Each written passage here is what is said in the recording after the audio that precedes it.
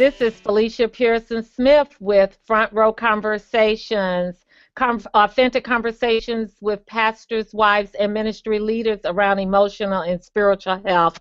I want to say hello again, and we want to continue this conversation on Life in the Fishbowl, Part 2. If you haven't seen Part 1, be sure you check it out at Sylvia Global Media.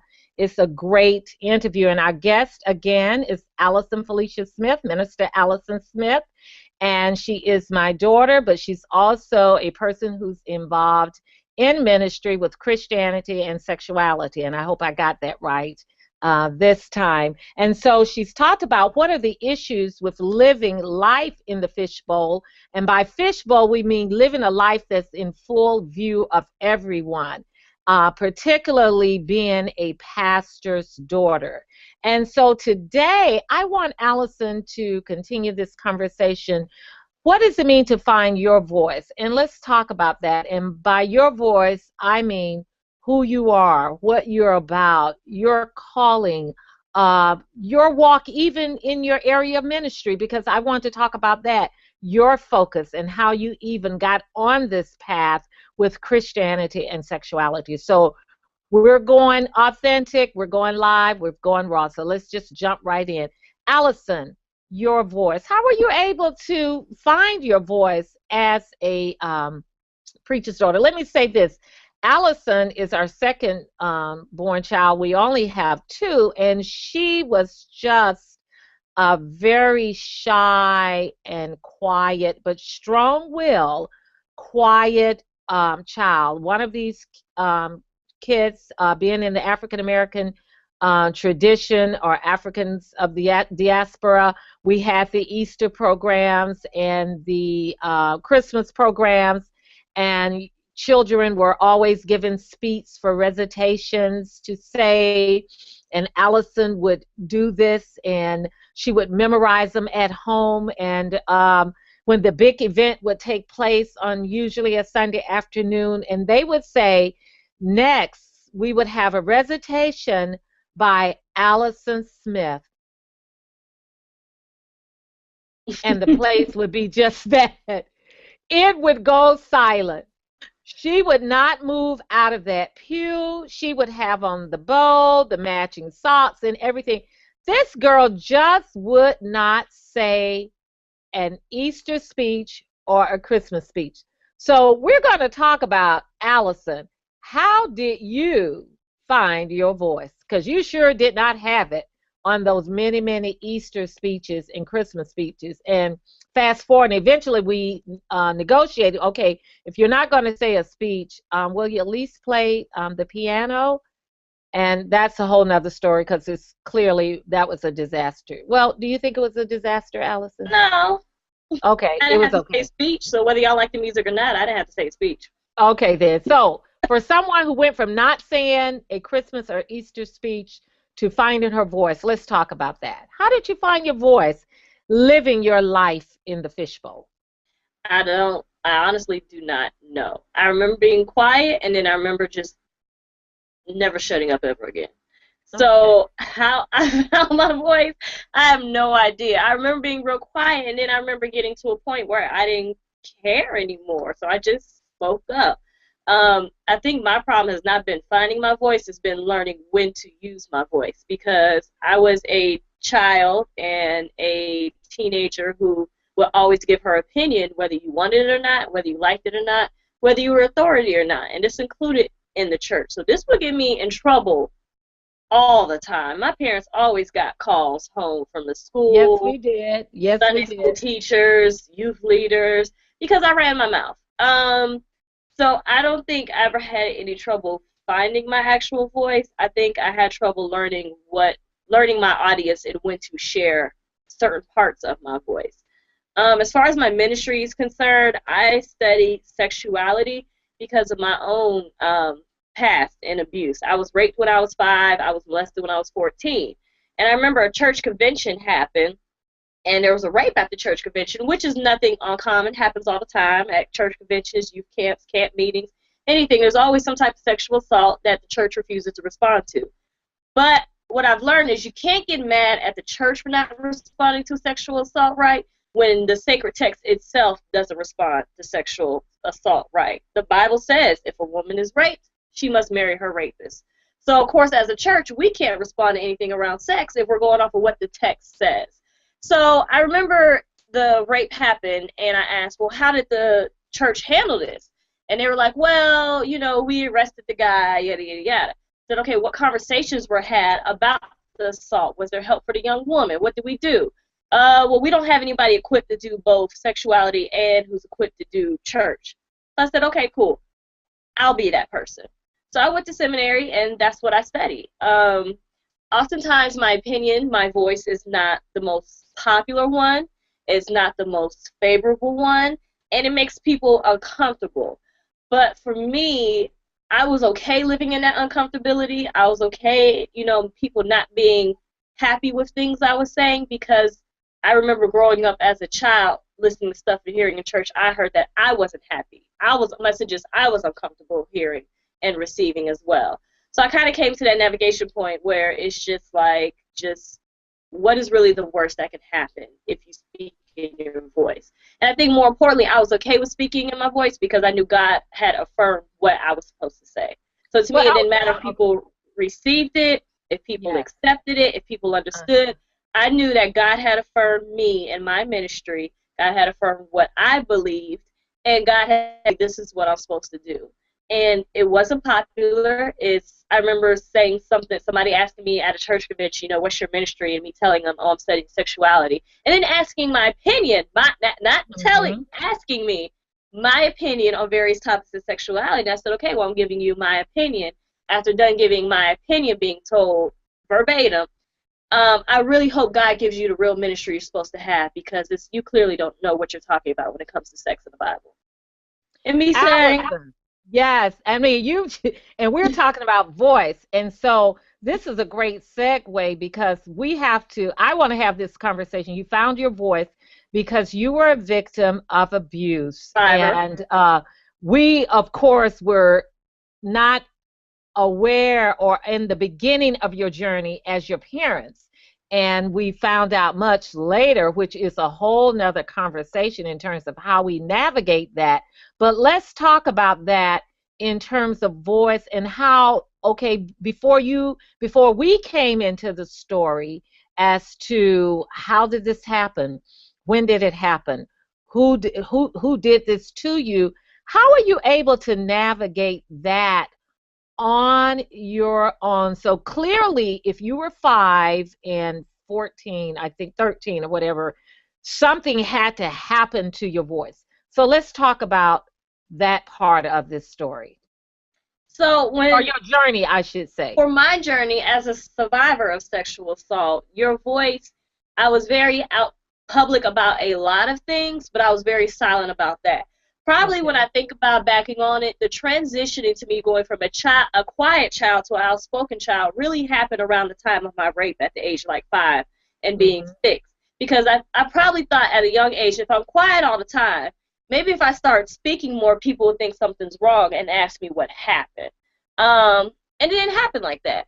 And so how I was able to navigate what I had been through was what most survivors do, is we repress what happened. We act like it didn't happen. We forget about what happens. When I got 14 and I was abused again, I was actually just having a conversation with a friend. I was watching an episode of Montel Williams shortly after my abuse, and it was about sexual abuse. And it said, if you have been sexually abused, molested, or anything like this, call this hotline. I'll never forget the hotline. It was 1-800 for a child. And I would just call the hotline as much as I could. What do? This is what I'm feeling. I can't tell anybody. This is going to tear apart the family. Da-da-da-da-da-da-da. And the hotline helped navigate me. But I really didn't learn how to navigate my voice and everything until I went to counseling. So it's very interesting, Allyson, that we are having this conversation, that we're talking about life in the fishbowl. We're talking about finding your voice. We're talking about a PK who's lived a life in a fishbowl. We're having a conversation with the First Lady, a minister in ministry, whose daughter was a part of this fishbowl, who was a part of this whole traumatic event, and yet I'm going to just say, be very authentic. Family was not aware, or perhaps sometimes when I revisit that, like, my God, what were we doing? And I'm saying, you know what we were doing? Like a lot, we were doing ministry.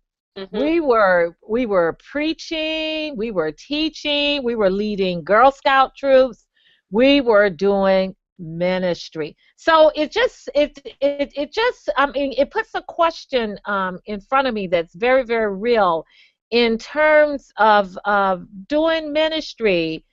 Maybe sometimes as parents or people that are involved in ministry, maybe our problem is that we're doing ministry so much that we're not paying attention to things around us. What would you say? What would you say to that? If someone were I would listening. say with you all, with my parents, you and Daddy, y'all did very well with sitting us down, teaching us about sexual abuse. This is Right? what happened. So I was aware of what happened. I made the conscious choice not to say anything because I was afraid of tearing apart the family. So when you Tearing say apart. tearing apart the family, what do you mean by that? Tearing apart the family. I It's mean, I know what you mean, but let's just let our audience know what we mean by that.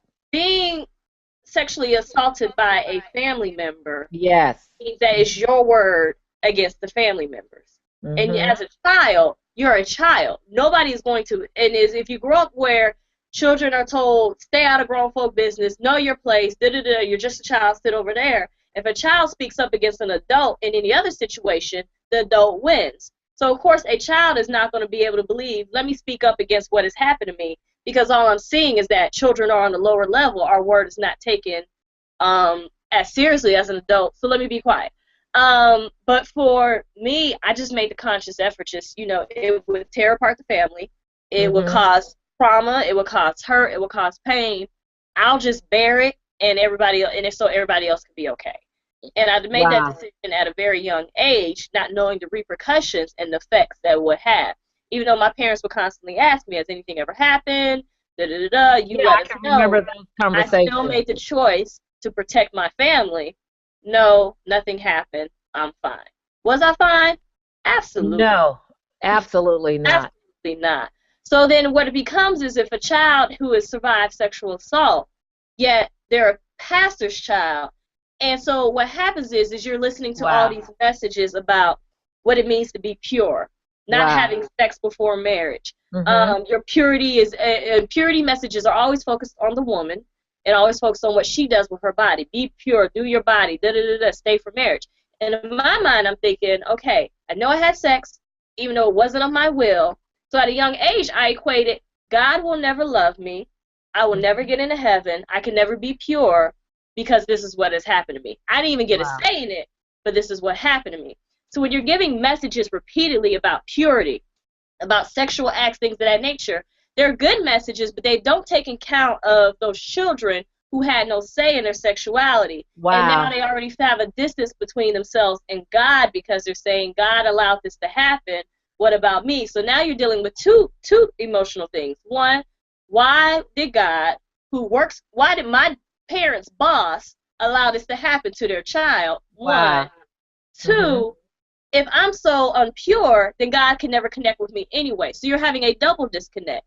So for a lot of survivors of abuse, we wrestle with that theologically of what it means to have a loving, kind God when we've never experienced that from Get.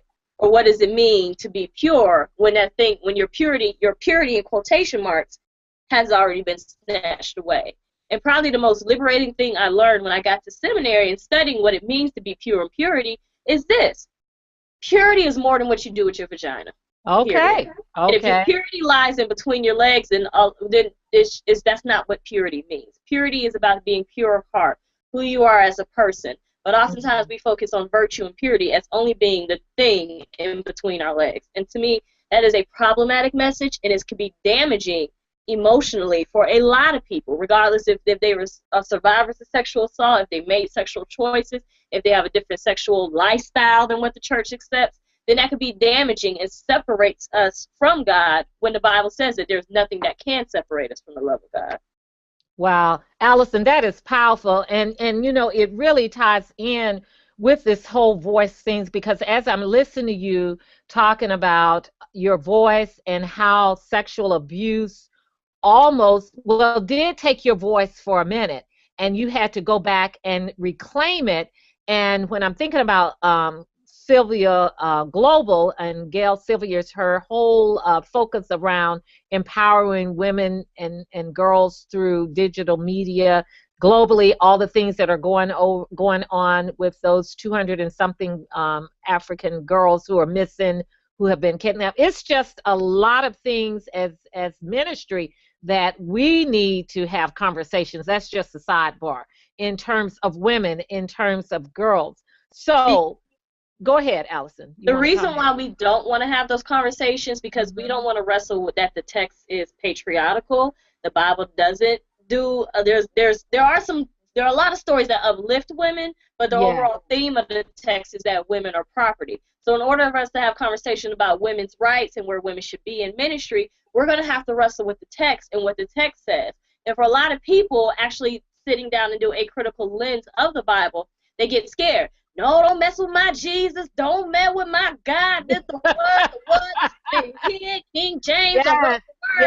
And that scares people, because they feel like if you sit down and actually do a real critical view of the biblical text, actually looking at the text in its context, in its socio-historical context, they feel as that diminishes the sacredness of the text.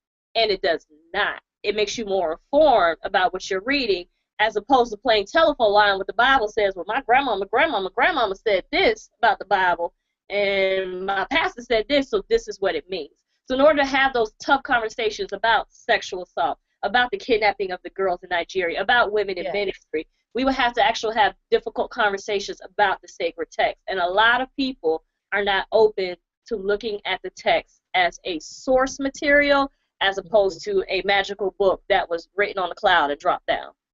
Okay, Matt. So, Allyson, so in the midst of all of that, how did you go back? Tell us, if someone is listening that may be in another country, another culture in this country, how did you go back and grab your voice and get your voice back after having survived such traumatic, and, my conversation, of course, would be the mother of a daughter who's come through sexual abuse. That's a whole nother piece there.